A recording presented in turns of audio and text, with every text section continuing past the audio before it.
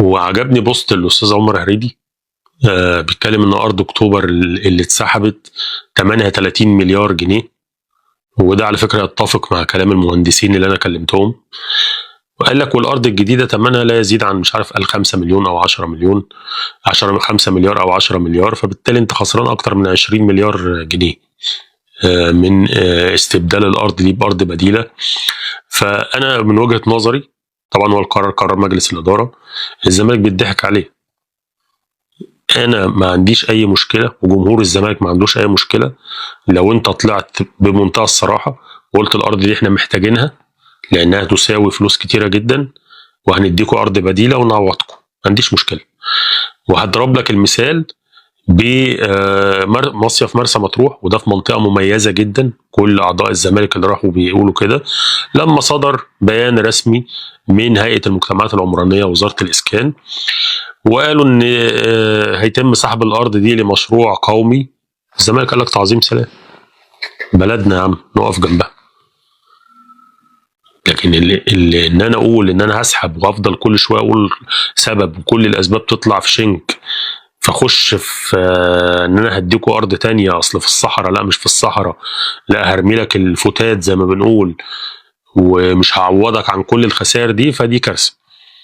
انا من وجهه نظري كراجل عضو جمعيه عموميه او كراجل صحفي بغطي الزمالك او كراجل زملكاوي عادي زيكم مشجع عادي، الزمالك يجب ان يتمسك بارضه وحقه الا اذا طلع بيان رسمي قال والله الزمالك ما عندوش اي اخطاء، احنا الارض دي محتاجينها كوزاره اسكان بقى، كوزاره رياضه، كحكومه، كاي حاجه، لانها تساوي مبلغ كبير جدا وهنستثمر فيها، وبالتالي هندي الزمالك ارض بديله ونعوضه ماليا عن الخسائر الكبيره اللي هيخسرها مننا.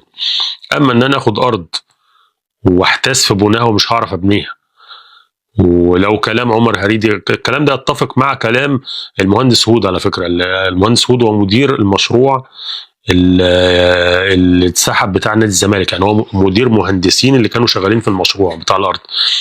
وانا لما اتصلت بيه قال لي ان الارض دي في منطقه اسمها المربع الذهبي لمدينه حدائق اكتوبر وتساوي مليارات الجنيهات. هو ما قاليش مبلغ معين، قال لي بس تساوي مبلغ بالمليارات. قال لي لان كل الكومباوندات والاماكن اللي حواليها اماكن مهمه جدا، بجانب انها هتجيب لك من العضويات ما يقرب من 2 مليار جنيه، لان انت طبعا في منطقه سكنيه ما فيهاش نادي بقيمه نادي الزمالك، وبالتالي كل الناس دي هتعمل عضويات في نادي الزمالك، وده اللي دفع شركتين كبار امان واستادات على ما اعتقد ان هم يتولوا عمل العضويات في الفرع الجديد.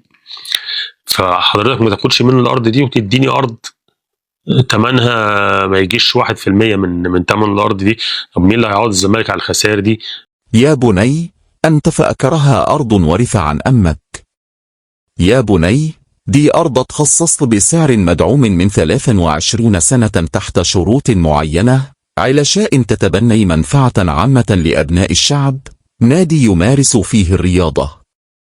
أنا اتسقعتها 23 سنة وجاي دلوقتي عايز تبيعها وتصرف فلوسها على نفسك، وبتتكلم عن خسارة 25 مليار.